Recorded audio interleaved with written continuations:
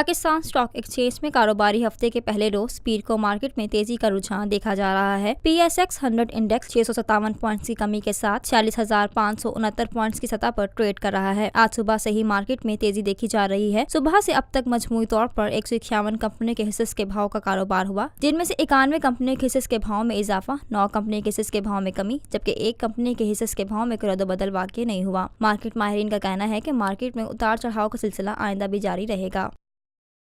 Rufi Perl city scheme 33 की prime तरीन location पर M9 इंटरचेंज के साथ मेमार मोड़ के सामने और मेमन हाउसिंग सोसाइटी के दरमियान। गुज़िश्ता 50 सालों से आपका एतमाद लिए रूफी प्रॉपर्टीज आपके लिए लाए हैं वही मयार। रूफी